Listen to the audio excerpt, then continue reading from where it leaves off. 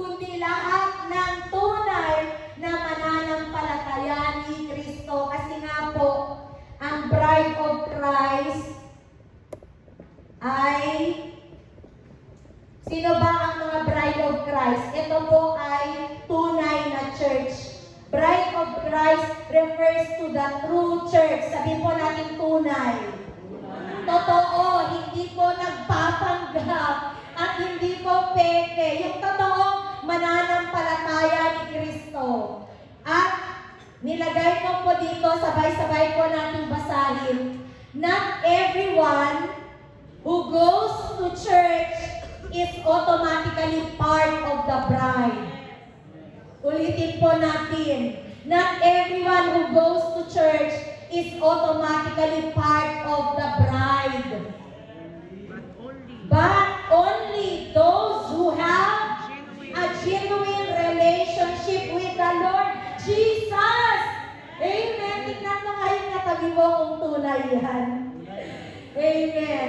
At makikilala po natin ang tunay na bride of Christ sa kanyang character, mga kapatid. Hindi po yan sa appearance. Hindi lang po sapat na tayo ay membro lang ng isang church. Ang kailangan, totoo tayong Kristiyano. Kristiyano sa puso, hindi sa nguso. Yung totoong may bunga ng pagbabagong buhay. Yung nakikita yung bunga na ikaw ay nagbago na. Amen? Kaya nga, yung key verse natin kanina, kilala ng Panginoon kung sino lang ang tunay na Kanya. Sa araw na muling pagbabalik ng Panginoong Yesus, kilala niya kung sino ang tunay na Kanya at sila lang po ang babalikan niya. Amen? Minsan lang dumating ang Panginoong Yesus dito upang ipagkaloob sa akin ang regalo ng kaligtasan. Nung siya po ay ipinanganak, nagkatawang tao, at inako ang ating mga kasalanan, inalay niya ang kanyang buhay sa krus ng Kalbaryo upang bayaran ang ating kasalanan. Siya po ay namatay para sa atin. At sa ikatlong araw, siya po ay nabuhay, umakyat sa langit at umupo sa kanan ng Diyos Ama. Tama po ba? At siya po ay muling babalik, hindi po ibigay ulit ang kaligtasan kasi nagawa na po niya yun, mga kapatid. Ang kanyang muling pagbabalik ay upang balikan niya kung sino yung tunay na nagkaroon ng relasyon sa Kanya. Amen? Yun po yung on the day of the coming of the Lord Jesus, the true bride of Christ will be revealed. Ito po yung sinasabi na babalikan, sila po yung inimit ni Lord Jesus in the air. Amen? Excited po pa tayo? Gusto ba natin na tayo ay isa doon? Amen. Kaya sabihin mo sa katabi mo, kapatid, may panahon pa. May panahon pa. Huwag po tayong malungkot. Huwag po tayong, ang tawag dun, huwag po tayong maging kampante. Kasi itong bawat araw na nagdadaan ay isang patunay lang, mga kapatid, na binibigyan pa tayo ng Panginoong Yesus ng chance. Amen. Ng chance para mas lalong maging true bride of Christ. Kasi kung totoo lang, mga kapatid, i-evaluate ko po ang aking sarili. Lord, gusto ko araw-araw na baguhin mo ako. Araw-araw, Lord. Huwag mong tingnan yung katabi mo. Every time na we hear the word of the Lord, let this word of the Lord be taken to us personal. Hindi yung dapat nandito yung kapatid na yung laging hindi na nagbabago kahit Kristiyano na. Huwag po natin ilagay sa isip natin na yung salita ng Diyos para lang sa katabi mo. Para lang doon sa hindi pa nagbabago, para sa ating lahat, mga kapatid. Amen. Kasi hanggang ngayon, mga kapatid, kailangan pa rin na patuloy tayong nagpapabago in order for us to achieve that perfect life. Amen. Kasi hindi pa tayo perfect. Araw-araw, minuto, nakakagawa tayo ng kasalanan. Kaya dapat handa po tayo kung tayo po ay talagang dinedesire natin to become the bride of Christ. Handa po tayo mag-undergo ng spiritual makeover. Amen? Amen. O, sino po dito yung handa na mag-undergo ng spiritual makeover kahit na it will cost you, it will take you the cost. Kumbaga, di ba nga sa isang bride, kahit na napakamahal na make-up artist talaga i-hire niya yan, whatever the cost will be, she is willing to pay the price. Tama? Dapat ganun din po tayo, mga kapatid. We are willing to pay the price. Amen? Kaya sa muling pagbabalik ni Jesus, yung totoong may relasyon sa Kanya ang Kanyang babalikan. Kaya titingnan po natin kung ano dapat yung katangian na taglayin ng bawat isa. Dahil ang totoong believers of Christ, it shows the fruit. Sabihin po natin the fruit. The fruit. It shows the fruit of being the bride of Christ. Di ko ata nilagay yan. True believers show the fruit of being Christ's bride. And the bride of Christ is recognized by her number 1. Sabay-sabay po natin basahin holiness. Holiness. Ang hirap po nito, mga kapatid. Yung magkaroon ng holy, blameless, no spot, no wrinkle, pure na buhay. Sabi nga in Ephesians chapter 5 verse 27, let's all together read. Ginawa niya ito para maiharap niya sa kanyang sarili na nasa kagandahan nito walang anumang dungis, ni kulubot man, banal at walang anumang kapintasan. Ay, iba para yung version ng nilagay ko dyan dito. Basahin ko po yung nandito kasi magkaiba pala. Ginawa niya ito para maiharap niya sa kanyang sarili ang iglesia na maluwalhati, banal, walang kapintasan, at walang anumang bahid o dungis. Sino po itong niya? Ginawa niya ito. Si Jesus po yan. Ano po yung ginawa niya? Makikita po in verse 25. Verses 25 to 26, hindi ko na po nilagay dyan, na ang ginawa po ni Jesus para sa kanyang, para sa lahat, para sa church. Inihandog niya ang kanyang sarili para sa iglesia upang maging banal ito matapos linisin sa pamamagitan ng bautismo sa tubig at ng salita ng Diyos. So, ang bride of Christ ay malinis, blameless, walang dungis, hindi dahil po sa ating sariling gawa, mga kapatid, kundi dahil sa dugo ni Jesus. Amen? It's all because of the blood of Jesus that we are made purified. We are cleansed. Nilinis tayo mula sa kasalanan. Kasi ang kasalanan ang nagpapadumi sa atin upang mamuhay tayo sa kabanalan. Hindi po tayo makakapamuhay ng holy and righteous life unless naranasan po muna natin ang tinatawag na spiritual rebirth. Tama po? Hindi po natin masasabi na, I have already lived a life of holiness and righteousness unless na ang isang tao ay nag-undergo muna or nakaranas ng spiritual rebirth. Ano po ba itong tinatawag na spiritual rebirth? Sa John 3:3, Jesus answered and said unto him. Ito po yung sinabi ni Jesus kay Nicodemus. Sabi ni Jesus, verily, verily, I say unto you, except a man be born again, he cannot see the kingdom of God. Ano ba ang ibig sabihin ng born again? Back to basic po tayo. Ang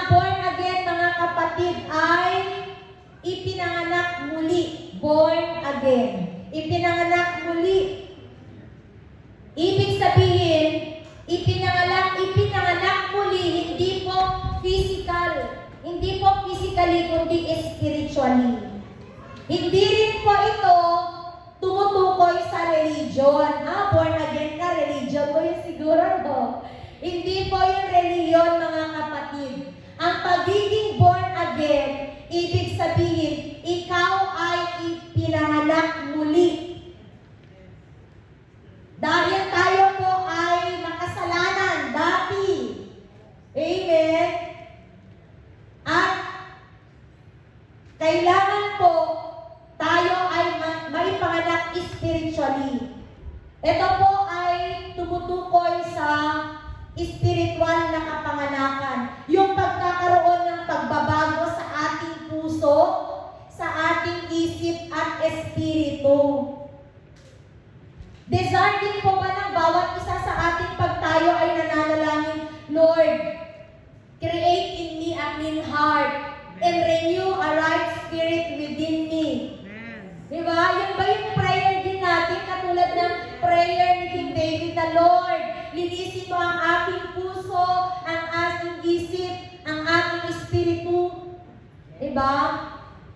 At magkakaroon lang po tayo ng spiritual rebirth kapag tunay at totoong tinanggap natin ang Panginoong Jesus sa ating buhay. Amen. Kasi doon po natin makikita yung bunga. May bunga pong nakikita kapag totoo po tayong Kristiyano. Totoong mananampalataya ni Kristo. Sabi nga in 2 Corinthians chapter 5 verse 17, kabisado natin. Ang tanong, ito ba ang nagre-reflect din? Ito ba ang nagiging image natin every time na tayo po ay namumuhay araw-araw? Na tayo ay bagong nilalang na? Or baka Kristiyano ka na pero bumalik na sa dati. Di ba? Alam mo na pinatawad ka. Uy, pinatawad na pala ako. Grabe yung pagmamahal ng Lord.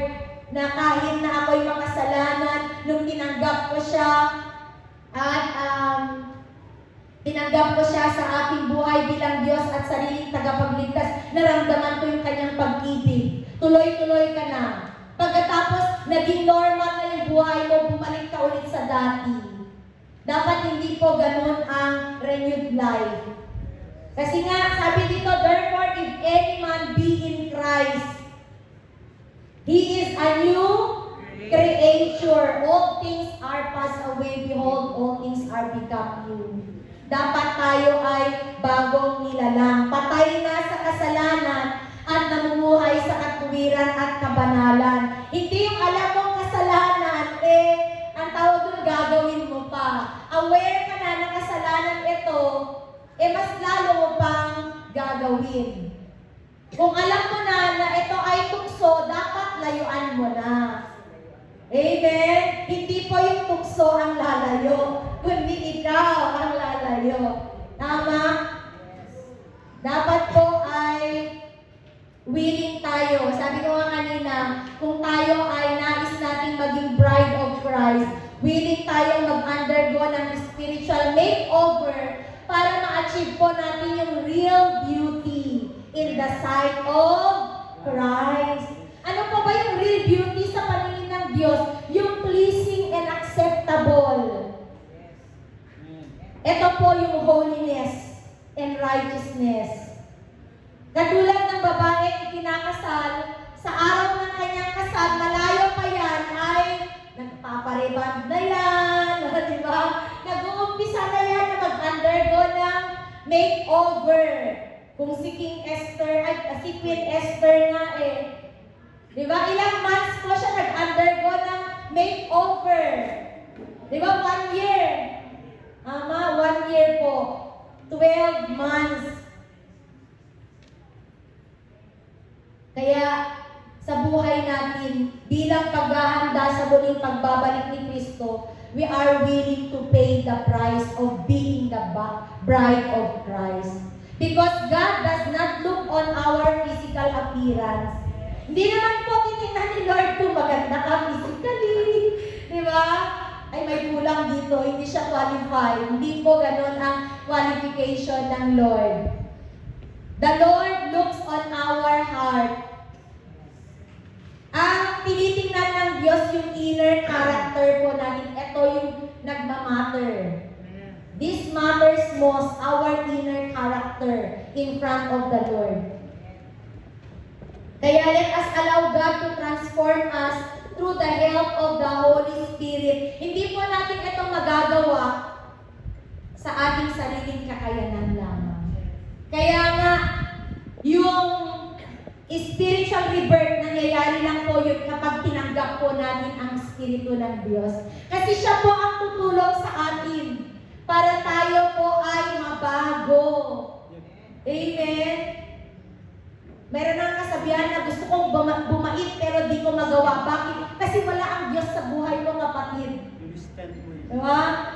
Kaya kapag nasa Diyos, kapag ang buhay natin ay pinananahanan ng Espiritu ng Diyos, mga kapatid, di po malayong mababago ang ating buhay. Kung ating pong babalikan ang journey natin, saang level na po ba yung spiritual makeover natin, mga kapatid? Close to perfection na po ba? Midway na ba? Or from the start ulit? Alam mo, mga kapatid, left holiness, abi dito, ay, nilagay ko pa dyan, born again, dead to self, sinful nature, and alive to new self, renewed and transformed life. So dapat po ay ganyan ang buhay na meron tayo. The moment po we accept Jesus as our Lord and Savior in our life. Kasi kapag tayo po, sinabi natin sa sarili natin, I am a Christian, I am a believer of Christ, I am a follower of Christ, dapat nakikita po yung pagiging born again. Dapat nakikita po na may pagbabago. Dapat yung buhay natin ay natatransform, na-renew. Yung pagbabago na nagdudulot sa kabutihan, kasi dalawa po ang uri ng pagbabago. Yung pagbabago na ang dulot ay kasamaan. Diba? O hindi kaya pagbabago na ang dulot ay kabutihan. Kaya nasa atin po yan, mga kapatid, kung papaano po yung pagbabago na gusto natin. Pero kung nasa atin ang Espiritu ng Diyos, siguradong yung pagbabago na gagawin niya sa buhay natin ay magdudulot ng kabutihan. Kasi siya po ang tutulong sa atin para ang buhay po natin ay maging pure, holy, acceptable, and pleasing in front of the Lord. Sabi nga po dito, no? Let holiness be our real beauty by keeping our heart pure and staying away from sin. Amen? Yan po dapat ang tunay. Ang tunay na kagandahan na nakikita ng Diyos sa ating buhay. Yung pagkakaroon po ng holy and righteous life. Mahirap po, kaya kailangan araw-araw.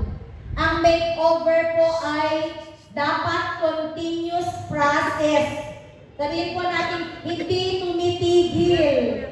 Amen? Hindi po tumitigil dapat yung spiritual makeover na nagaganap sa ating buhay. And number 2, the bride of Christ is being recognized by her. Number 2, character po, faithfulness. Sabihin po natin, faithfulness. Dapat loyal and true to Jesus alone. In 2 Corinthians chapter 11, verses 2 to 3, sabay-sabay po natin basahin. In 3, 2, 1, go! Nag-aalala ako sa inyo tulad ng pag-aalala ng Diyos.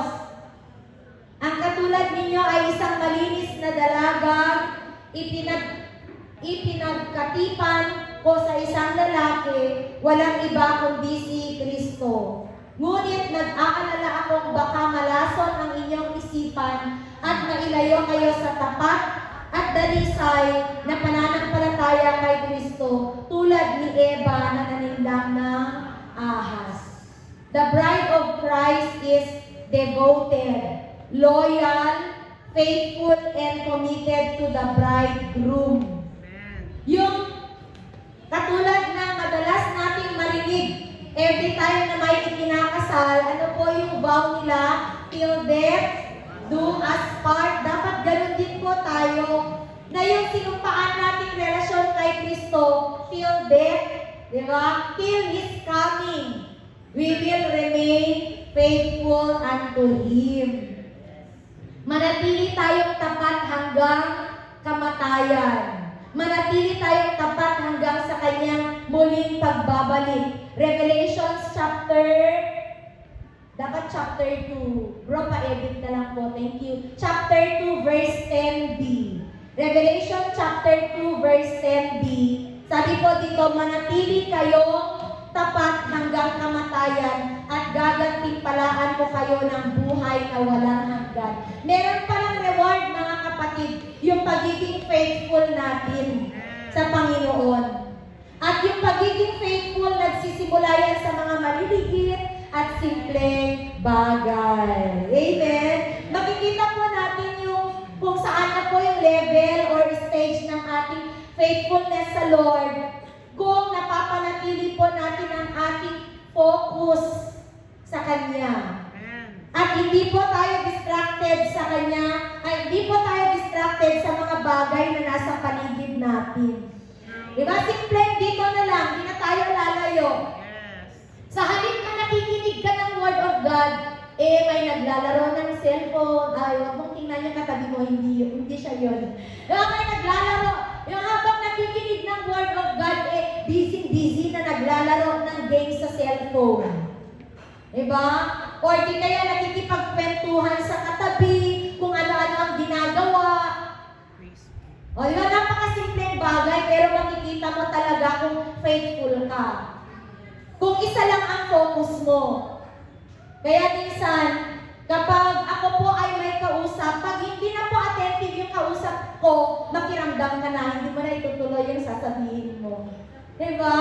Kasi ibig sabihin, hindi siya interesado sa'yo. Ganun din dapat tayo, being the bride of Christ. Dapat araw-araw interested tayo kay Lord. Araw-araw dapat ay excited tayo na makinig ng kanyang salita. Excited tayo na mag-devotion. Excited tayo na mag-pray, mag-worship, di ba? Dapat ganun po, yung mga simpleng bagay na yun, doon po makikita yung faithfulness natin sa Kanya. Kasi kung totoong mahal natin ang Diyos, ang puso natin ay nakalaan lang para kay Kristo. Diba sa mga nanay, kapag may ibang ang tawag doon, kausap lang yung asawa mo na hindi naman niya kakilala, bigla nag-usap. Diba medyo iba na to ha? Baka nag-ship na to. O diba? Or di kaya may ibang ka-text lang. O sa mga mag-asawa, lalong-lalo na yung nasa malalayong lugar. O. Kaya kung wala yung character na pagiging faithful sa isa't isa, hindi po magtatagal ang relasyon. Kaya, glory to God, yung kahit malayo ang kanilang mga asawa, nananatiling matatag ang kanilang relasyon. Diba? Yun po yung, doon nasusukat yung pagiging faithful Meron kasi kahit katabi mo na, iba pa rin yung attention nasa iba. Diba? Katabi mo na nga siya, physically na present, pero hindi mo alam kung emotionally, spiritually, mentally, far away. Diba? Kaya yun po, mga kapatid. Katulad po natin, being the bride of Christ, kailangan po na maging faithful tayo in small things. Lalong-lalo na yung mundong ginagalawan natin. Yung paligid natin talagang napakaraming mga, ang tawag doon, ino-offer ang mundo na pwede sa isang iglap lang, pwede ka nang malimat, pwede ka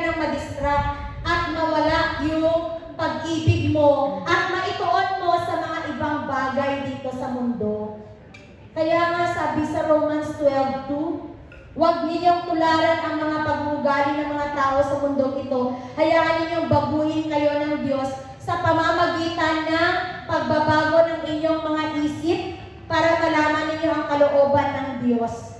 Kung ano ang mabuti, ganap at kalugod-lugod sa kanyang paningin. Kasi yung pagiging faithful po, hindi po yan regalo. Yan po ay wino-work out. Yan po ay bunga ng Espiritu ng Diyos na nananahan sa atin. Amen. Kaya nga, kailangan na tayo ay magkaroon ng renewed mind. Kasi ito po ang magtuturo sa atin upang malaman natin ang kalooban ng Diyos. Kung ano yung mabuti, ganap at kalugod-lugod sa kanyang paningin. Kaya let us be willing to be transformed and be renewed by the Lord daily. Ang renewal po dapat, ang transformation dapat, it's a daily basis. Araw-araw. Amen? Dapat hindi po tayo yung runaway bride. Di ba? Na pagdating ng araw ng kasal, magiging runaway bride ka. Yung pagdating ng pagsubok sa Christian journey mo, takalikod ka na. Susuko ka na. Dapat hindi po ganun. Yung may problema lang tayong kinaharap, dapat hindi po tayo bibitaw sa ating pananampalataya. Amen? Yung kahit maraming tukso sa paligid, hindi po tayo bibigay sa tukso. Hindi po tayo mahuhulog sa tukso. Kaya sabihin mo sa katabi mo, huwag kang marupok. Dapat hindi po tayo marupok. Dapat mas lalo po tayong maging faithful. Kung paano po patuloy na nagiging tapat at totoo ang Panginoong Yesus sa atin, ganun din dapat tayo sa Kanya. Amen? Hindi lang po dapat si Lord ang faithful. Hindi lang dapat yung bridegroom ang faithful. Dapat pati yung bride ay faithful. Kaya nga sabi ko nga napipicture out ko, kapag perfect yung bridegroom, di ba ang pinaka-aabangan ay yung bride? Sino kaya ang mapapangasawa nito? Siguro jackpot na to. Di ba sa mundo pa nga lang kapag yung complete package, yung lalaki ikakasal, sino kaya yung maswerteng babae? O, di ba? Na mapapangasawa nito. Yung bridegroom, yung bride ang tawag doon, center of attraction. Tama?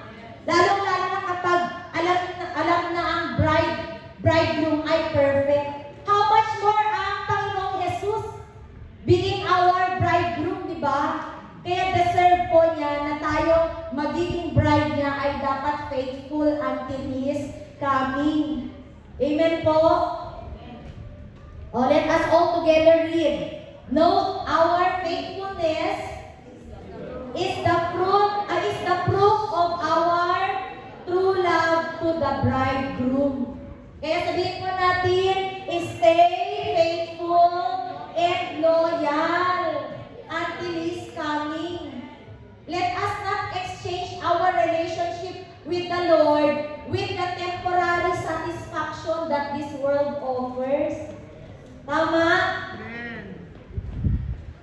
Kaya sa mga kapatid natin dito na nasa malalayong lugar na kung saan kayo dinala ng Lord, sa mga workplaces na meron kayo, stay faithful. Stay devoted to your relationship with the Lord. Kahit malayo ka, dapat gagawin mo ang lahat para makakonect ka kay Lord. Amen? Hindi ka papayag na maputol yung connection mo, yung communication mo sa Lord. Kaya yun po ang lagi kong sinasabi sa mga kapatid ko. Sabi ko, training ground, ito, habang wala pa kayong trabaho, this is your training ground na mas lalo niyong i-equip ang sarili niyo because the real battle is at the workplaces. Doon makikita kung talagang faithful ka sa sinumpaan mong pag-ibig sa Lord. Kasi sa workplaces, doon mo makikita kung doon masusubukan at mapatunayan ang pananampalataya mo sa Diyos. Kaya kahit anong mangyari, huwag po natin ipagpapalit yung ating pag-ibig, yung ating pananampalataya. Amen. Huwag po natin ipagpalit, mga kapatid. Be faithful until the end. And number 3, the bride of Christ is recognized by her love and obedience. Magkakasunod po yan, kapatid, na kapag tayo po ay faithful, it follows po. Magpapatuloy ang pagmamahal at ang pagsunod mo sa Panginoon. In John chapter 14, verse 15, if you love me, keep my commandments. Hindi tunay ang ating pagmamahal kung hindi tayo marunong sumunod. Tama po? Hindi mo masasabing mahal mo ang magulang mo kung simpleng bagay na mag-aral ka ng mabuti, hindi mo kayang gawin. Hindi mo masasabing mahal mo ang pastor mo kung simpleng bagay na pinapagawa sa'yo, hindi mo kayang sundin. Ganon din po sa Panginoon. Hindi mo natin masasabi na, Lord, mahal kita, pero hindi mo ginagawa yung kanyang utos. Hindi mo sinusunod ang kanyang salita. Because love is the foundation of the bride's relationship with the groom. Ang foundation po ng relationship with the groom is love. And the foundation of all relationship here on earth is our relationship with the Lord. Kaya yun po yung number 1 na dapat i-work out muna natin. Before we enter to any relationship, we must have established first our relationship with the Lord Jesus.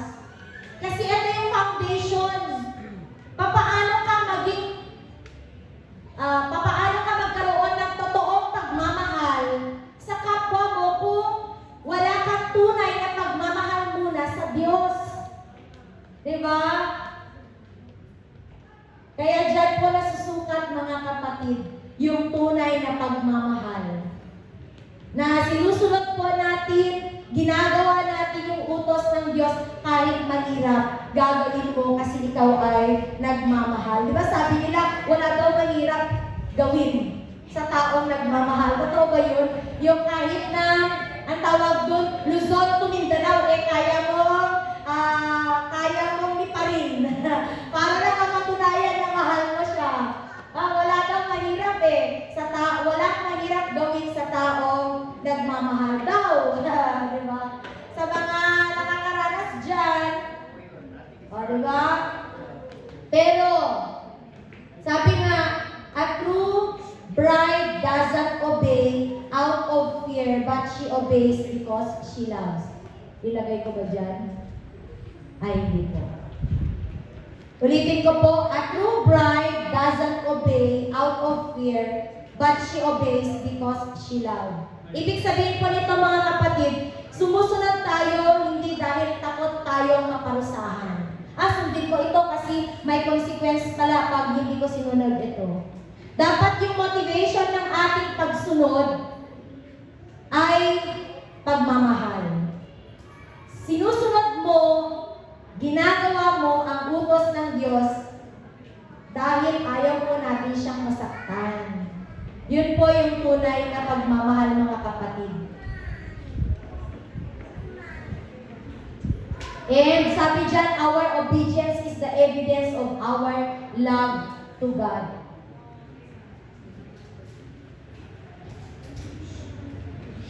Makikita po natin ang pagmamahal natin sa Diyos sa pamamagitan ng ating pagsunod sa Kanya. Because if there is no love, there is no obedience. Hindi ka makakasunod kapag walang love. Because there is no relationship that exists if there is no love. Ang foundation po ng isang relasyon ay pagmamahal. At ang isang patunay na ikaw ay nagmamahal ay nagbubunga po ito ng pagsunod. Our love for the Lord is not just seen only through words, but it is shown in action. That is through our obedience. Kaya nga, it is the evidence of our love to God.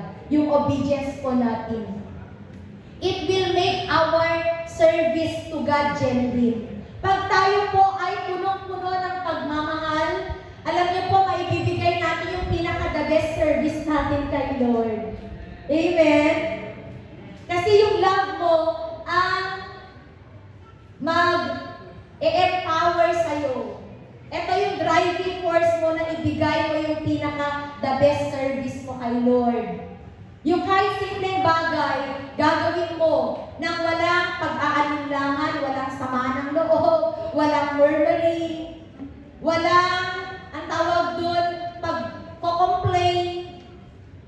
Gagawin mo ng buong puso kasi punong-puno tayo ng pagmamahal. Bukal sa puso, hindi po napipilitan. Sabi nga sa 1 John chapter 5 verse 3, "For this is the love of God, that we keep His commandments, and His commandments are not burdensome." Ulit po, "For this is the love of God, that we keep His commandments, and His commandments are not burdensome." Ibig sabihin, hindi po pabigat. Hindi po mabigat sa atin yung mga utos ng Diyos, yung mga command. Yung paglilingkod po natin, hindi po ito magiging pabigat sa atin. Kapag tayo po ay nagmamahal ng tunay sa Diyos. Amen? Walang bagay na mahirap pag tayo po ay nagmamahal sa Diyos. Yung kahit wala kang tulog, energetic ka pa rin. Kasi in love ka kay Lord. Yung kahit na physically pagod ka na, pero tuloy pa rin, andun pa rin yung motivation mo na maglingkod, na ginagawa ang pinapagawa ng Diyos. Dahil ang motivation mo ay love. Hindi po responsibility. Kaya glory to God, yung kahit walang nakakakita sa kanila, patuloy pa rin sila sa pag-share ng Word of God. Diba? Glory to God sa buhay ng bawat isa sa atin na kahit walang nagsasabi sa atin, meron pa rin nag-home visitation, meron pa rin nag-evangelize. Yung patuloy pa rin ang ginagawa na gawain ng Panginoon hanggang sa kanyang muling pagbabalik. Hindi lang po yung nung narinig natin na malapit na dumating ang Panginoong Jesus, naging eager ka na mag-evangelize, pero ngayon at nalaman mo ng delayed yung flight, delayed yung celebration, wala na, tumigil ka na. Dapat tuloy-tuloy pa rin po, mga kapatid. Yung kahit na busy yung schedule mo, hindi mo pa rin nakakaligtaan yung commitment mo sa Lord. That is love. Amen po? And sabi nga, hindi mo kailangan na sabihin lahat ng mga accomplishment mo sa Lord para lang napatunayan mo na ikaw ay bride of Christ. Kasi on the day of His coming, on the day when Jesus Christ will return, the true bride of Christ will be revealed. Makikita po sa character na meron tayo. Kaya hindi ko na po tatanungin kung tayo ba ay totoong bride of Christ. Kasi habang tayo po ay nabubuhay, habang tayo po ay nagigising araw-araw, tayo po ay magpapasalamat sa Diyos dahil binibigyan niya tayo ng chance para mas lalong makapaghanda, para mas lalong makapag-prepare sa kanyang muling pagbabalik. Kaya for our conclusion, sabi dyan, one day the bridegroom the Lord Jesus Christ will come and He will return for His beloved bride. Hindi po lahat, mga kapatid, ng mananampalataya ni Kristo. Hindi po lahat na nagsasabing Kristiyano ay bride of Christ. Sabi nga, many are called, but few are chosen. Marami po ang tinawag na maging Kristiyano, pero pili lang po ang magiging bride of Christ. Amen? And as we wait for that glorious day to come, sino po yung patuloy na naghihintay dito? Let us keep our lives in holiness. Walk in obedience and love Him with faithfulness. For the bride of Christ is not known by outward appearance, but by her inner character. Sabi nga, ang puno nakikilala sa kanyang bunga. Ganun po sa ating bilang mga Kristiyano. Ang pagiging bride of Christ, nakikilala po yan ng Diyos sa pamamagitan ng character na meron tayo. Amen? And therefore, let us live each day as a bride ready and prepared, waiting for her bridegroom to come. Amen? Kaya sabihin mo sa sabi ko, magpatuloy ka kapatid. Magpatuloy po tayo. Magpatuloy tayo na maging ready, prepared. Habang patuloy na hinihintay ang muling pagbabalik ng ating bridegroom. Thank you, Lord Jesus. Amen. And to God all the glory for everything. Tayo pong lahat ay ihanda na ang ating kaloob sa Panginoon. Ayan, tayo po ay magbigay. Nakahanda na po ang ating ibibigay.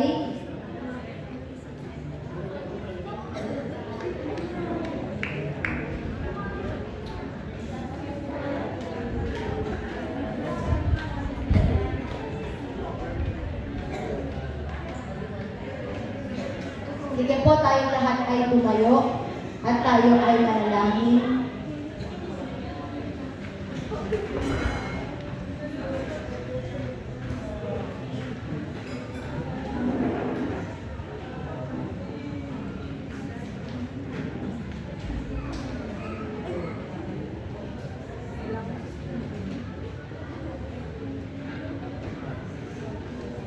Sige po, tayong lahat ay yumuko at manalangin. Panginoong Jesus, maraming salamat po sa mga salita mo na aming narinig. At dalangin namin na hindi lang po ito mananatili sa aming puso at isipan, bagkus dalangin namin na ang mga salita mo na aming narinig, ito ang patuloy na magpapabago sa aming buhay. Dahil naniniwala at nananampalataya kami na darating ka na at malapit na ang iyong muling pagbabalik. At ang babalikan mo ay ang totoong mananampalataya sa iyo. Mga totoong nananampalataya sa iyo. Dalangin namin, Lord, na itong buong church na ito ay maging bride mo. Tulungan mo ang bawat isa na kami ay mamuhay ng naaayon sa iyong kalooban. Mamuhay ng may kabanalan at katuwiran. Tulungan mo kami, Panginoon. Huwag mong hahayaan na kami ay malinis ng landas. Tulungan mo kami na hanggang sa iyong muling pagbabalik, habang hinihintay ka sa iyong muling pagbabalik, ay mananatili kaming tapat at totoo sa aming sinumpaang pag-ibig at relasyon sa iyo. Na kahit anuman yung pagdaanan namin in our Christian journey, Lord, we pray na mananatili po kami matatag sa aming pananampalataya. Hindi po namin ipagpapalit ang pag-ibig mo sa mga mundo, sa mga bagay dito sa mundo na pansamantala lamang. Tulungan mo kami, O Diyos, na maging tunay ang pagmamahal na meron kami sa iyo. At ito po ay mapapatunayan lamang sa aming pagsunod sa iyo. Dalangin namin, O Diyos, na ipagkaloob mo pagmamahalan sa bawat isa. Na kami po ay patuloy na magmahalan dahil nakikilala ang mga tagasunod at mga mananampalataya ni Kristo kapag may pagmamahalan ang bawat isa. Kaya Lord, we pray na patuloy na ilagay mo sa puso ng bawat isa na kami po ay magtulungan, kami po ay magkaisa at magmahalan. At sama-sama po kami na magpaturo at magpabago upang sa iyong muling pagbabalik, madatnan mo kami na nakahanda. Madatnan mo ang buhay namin na kalugod-luod at kaaya-aya sa iyong harapan. Huwag mong hahayaan, Lord, na isa sa amin ay hindi mo makakasama sa iyong muling pagbabalik. Lord, we pray that this church, Jesus Christ, faithful and true God, family belongs to you alone. That Jesus Christ is Lord over this church, is Lord over our families, and Jesus Christ is Lord over our life. Lord, we thank you. Continue to help us to become prepared and ready. And as we give today, thank you, God, that you will be the one to bless the works of our hands. You know our heart, Lord God. And as we continually keep on supporting the ministry of the Lord, as we continually give what is due unto the Lord, thank you, God, that you will open the floodgates of heaven above our heads, and you will bless us in all areas of our life, spirit, soul, and body, even financial and material. Na kahit kailan walang sino man sa amin ang magkukulang. Because you will supply all our needs according to your riches and glory by Christ Jesus. Lord, we also pray that you will rebuke the devourer in our life. Rebuke any kind of sicknesses and diseases in our life. In Jesus' mighty name. Thank you, God, that you will be the one to bless the lives of each one of us as we continually give with a cheerful heart. This we ask and pray in Jesus' name. Amen.